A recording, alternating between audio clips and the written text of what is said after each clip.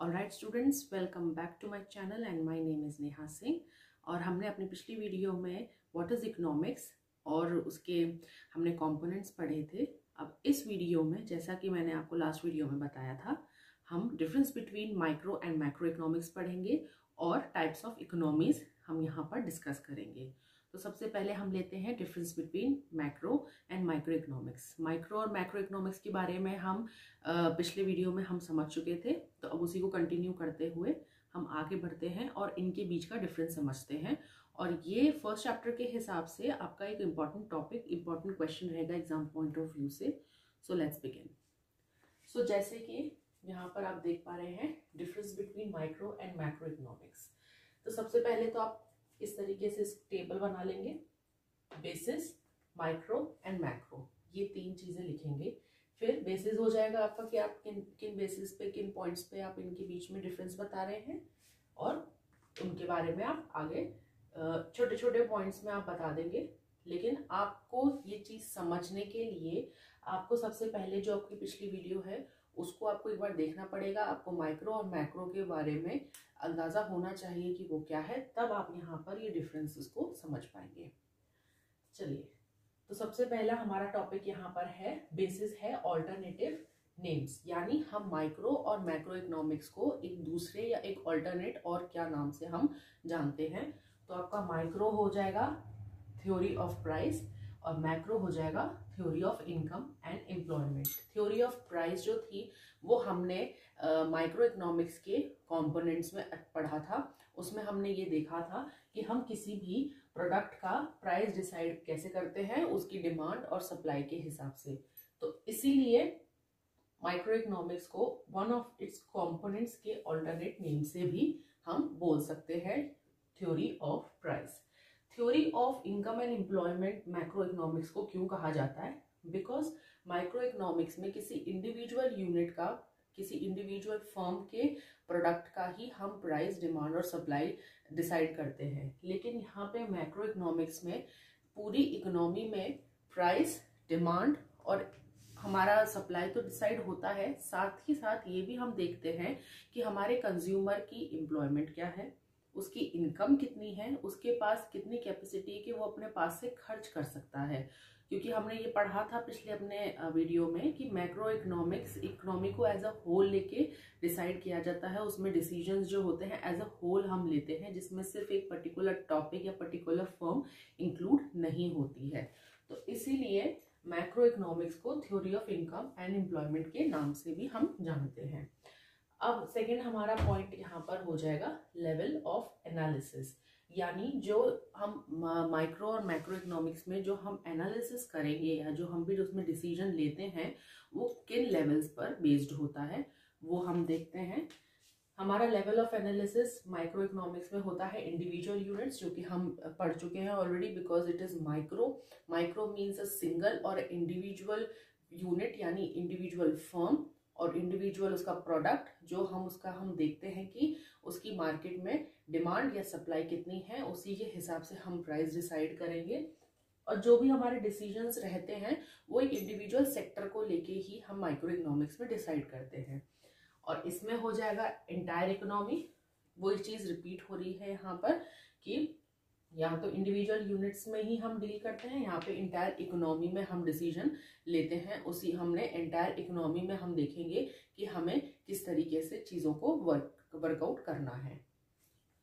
अब हमारा इसमें थर्ड पॉइंट हो जाएगा मार्केट्स, यानी जो हमारा माइक्रो इकोनॉमिक्स है और मैक्रो इकोनॉमिक्स है वो किन मार्केट में डील करता है। तो जैसे कि यहाँ पर था इंडिविजुअल यूनिट्स का ही उसका एनालिसिस होता है, तो ये ऑब्वियस हो जाता है कि उसका मार्केट भी किसी पर्टिकुलर गुड्स या सर्विसेज तक ही हमारा वो सीमित रहता है माइक्रो इकोनॉमिक्स। लेकिन जो मार्केट होता है मैक्रो इकोनॉमिक्स का वो कॉम्पोजिट है, यानी उसमें सारी चीजें इंक्लूड हो जाती है। उसमें हर एक चीज, हर एक प्रोडक्ट जो इकोनॉमी में हम इस्तेमाल कर रहे हैं वो हर एक चीज उसमें इंक्लूड होती है। तो ये हमारा हो जाएगा कॉम्पोजिट, और यहाँ पर आ जाएगा हमारा मार्केट माइक्रो का पर्टिकुलर गुड्स एंड सर्विसेज। अब जो सेंट्रल प्रॉब्लम्स हैं माइक्रो इकोनॉमिक्स और मैक्रो इकोनॉमिक्स में वो क्या रहेंगी?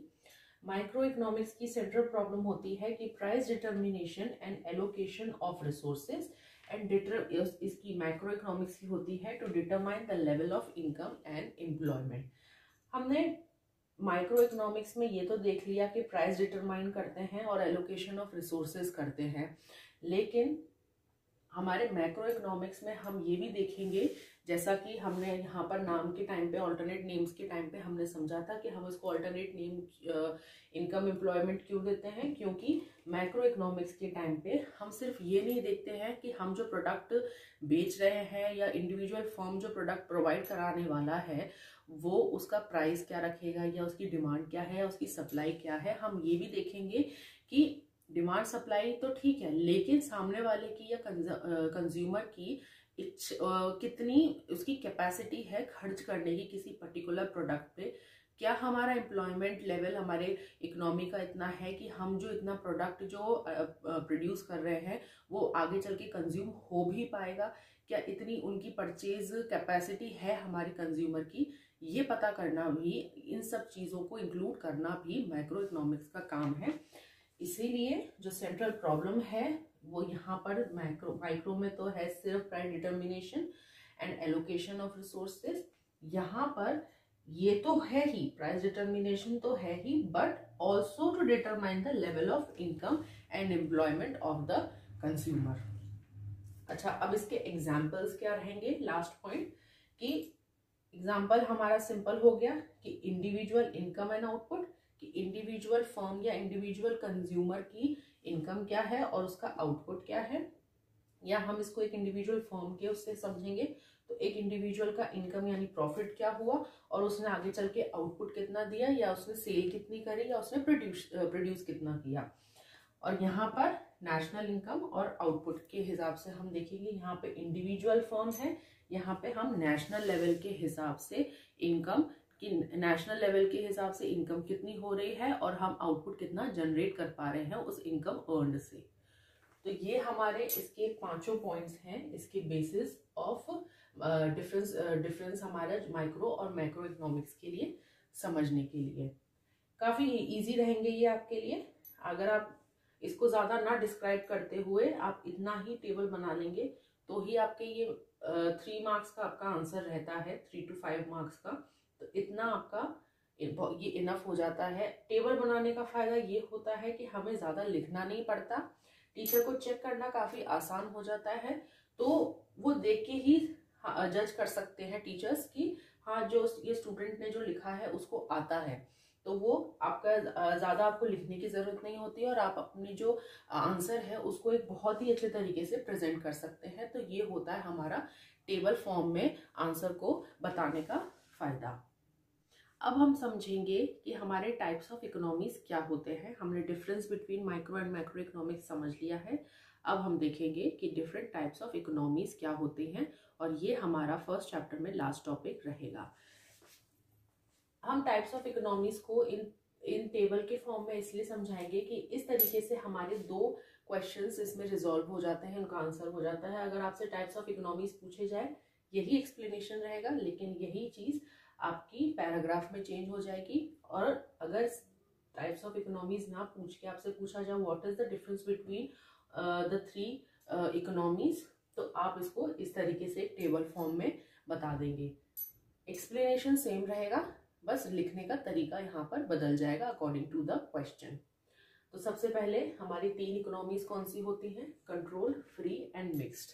बाय नेम ही हम समझ पा रहे हैं कि कंट्रोल इकोनॉमी तो हो गई जहाँ पे एक्सेसिव कंट्रोल है, फ्री इकोनॉमी हो गई जहाँ पे कोई भी कंट्रोल नहीं है, और मिक्स्ड इकोनॉमी हो गई जो कि इन दोनों का कॉम्बिनेशन रहेगा। अब हम इसको और ज़्यादा अच्छे से समझ लेते हैं। सबसे पहले हमारा जो कंट्रोल रहता है वो कैसा होता है। जो कंट्रोल्ड इकोनॉमी होती है वो गवर्नमेंट के थ्रू कंट्रोल होती है। जो फ्री इकोनॉमी होती है वो होती है कंट्रोल मार्केट फोर्सेस के हिसाब से। मार्केट फोर्सेस यहाँ पर कौन है, प्रोड्यूसर और कंज्यूमर। जो प्रोडक्ट बना रहा है वो और जो प्रोडक्ट को कंज्यूम करेगा वो होते हैं हमारे मार्केट फोर्सेस फ्री इकोनॉमी में। मिक्स्ड इकोनॉमी में क्या होता है, जो कि कंट्रोल होती है by both public and private, जिसमें कि आपका गवर्नमेंट का भी कंट्रोल रहेगा और मार्केट फोर्सेस का भी इक्वल, या जो भी चीज़ें डिसाइड होंगी उस रेशियो में यहाँ पर कंट्रोल रहता है मिक्स्ड इकोनॉमी में। अब कंट्रोल तो हो गया, लेकिन अब मोटिव क्या रहता है? एक कंट्रोल्ड इकोनॉमी का मोटिव रहता है सोशल वेलफेयर। वो सिर्फ ये देखती है कि हम ऐसा क्या काम करें या ऐसा क्या प्रोडक्ट या सर्विसेज प्रोवाइड करें जिससे हमारा सोशल या हमारे जो इसको कंज्यूम करे उनका वेलफेयर हो। एक सोशल वेलफेयर उनका मोटिव रहता है। फ्री इकोनॉमी का मोटिव रहता है प्रॉफिट अर्निंग। वो हो सकता है फ्री इकोनॉमी में वो कुछ ऐसा प्रोडक्ट भी प्रोड्यूस कर सके या इस तरीके का प्रोडक्ट मार्केट में फ्लो कर दे जो कि सोशल वेलफेयर से दूर दूर तक उसका नाता ना हो और उसमें कुछ ना कुछ डिफेक्ट भी हो, लेकिन उस वजह से उसको सिर्फ फायदा होगा, प्रॉफिट अर्न होगा। ये उनका मेन मोटिव रहता है फ्री इकोनॉमी में। अब वो उसको उस प्रोडक्ट को कंज्यूम करने में जो हमारा कस्टमर है उसका नुकसान होता है तो वो इतना उनको कोई फर्क नहीं पड़ता फ्री इकोनॉमी में। फिर आता है मिक्स्ड इकोनॉमी, जिसमें कि प्रॉफिट अर्निंग भी साथ के साथ सोशल वेलफेयर। वो इस तरीके से कुछ भी फ्रॉड नहीं कर सकते कंज्यूमर को, एक विश्वास के साथ एक अच्छे प्रोडक्ट के साथ वो मार्केट में आते हैं जिससे वो प्रॉफिट तो अर्न करेंगे ही करेंगे, लेकिन जो कंज्यूमर है उसको कंज्यूम करता है तो उससे उसका कोई नुकसान ना हो और उस चीज से उसको जो भी उसका प्रॉब्लम है या जो भी जिस वजह से वो उस प्रोडक्ट को कंज्यूम कर रहा है वो चीज भी उसकी अच्छे से कंप्लीट हो, ना कि सिर्फ प्रॉफिट अर्निंग या धोखाधड़ी से वहां पे काम होता है। तो ये होता है हमारा मिक्स्ड इकोनॉमी का मोटिव। थर्ड हमारा यहाँ हो जाएगा कि प्राइसेस कौन डिसाइड करता है। कंट्रोल्ड इकोनॉमी में प्राइसेस डिसाइड होते हैं गवर्नमेंट के हिसाब से। यहाँ पे प्राइसेस डिसाइड होंगे market forces. Again market forces कौन है? हमारे प्रोड्यूसर और कंज्यूमर। तो यहाँ पे जो होते हैं वो प्राइस जो होती है वो डिसाइड करता है प्रोड्यूसर और कंज्यूमर उसके डिमांड और सप्लाई के हिसाब से। यहाँ पर जो प्राइस मिक्स्ड इकोनॉमी में प्राइस डिसाइड होता है bye market forces but controlled by government. इसका मतलब ये होता है कि प्राइसेस डिसाइड तो मार्केट फोर्स करेंगे, जो प्रोड्यूस कर रहा है वो, और जो कंज्यूम यानी वो कितनी डिमांड है आपके कंज्यूमर के पास से, वो चीज देख के प्रोड्यूसर प्राइसेस हमारे डिसाइड करेगा। लेकिन इस चीज को गवर्नमेंट ये देखती है कि वो अननेसेसरी या एक्स्ट्रा पैसा तो नहीं कंज्यूमर से चार्ज कर रहा है, कि कितना भी मांग रहा है, कुछ भी उसकी प्राइस रखी हुई है। वो ये देखता है कि जितना रॉ मटेरियल में उसका खर्चा हुआ और जो उसको बनाने में जितनी चीजें जो उसकी इंक्लूड थी, labour cost, machinery cost, electricity, सारी चीजें, फिर आपका मैन्युफैक्चरर से होलसेलर से retailer and then to consumer, उस सब का मार्जिन रखते हुए एक नॉमिनल या एक फेयर प्राइस जरूर प्रोवाइड करे कंज्यूमर को। ये चीज गवर्नमेंट उस पर कंट्रोल रखती है। तो ये था हमारा types of economies, control, free और मिक्स्ड इकोनॉमी। अब इस चीज को अगर आपसे पूछा जाए, जैसे कि मैंने पहले भी बताया है, अगर आपको पूछा जाए टाइप्स ऑफ इकोनॉमीज तो यही चीज आप उसको पैराग्राफ में लिख लेंगे एक्सप्लेन करते हुए, और अगर आपसे डिफरेंस पूछा जाए तीनों के बीच में तो आप इस तरीके से टेबल के फॉर्म में इसको आराम से प्रेजेंट कर सकते हैं और इसको अपने आंसर को प्रेजेंटेबल बना सकते हैं।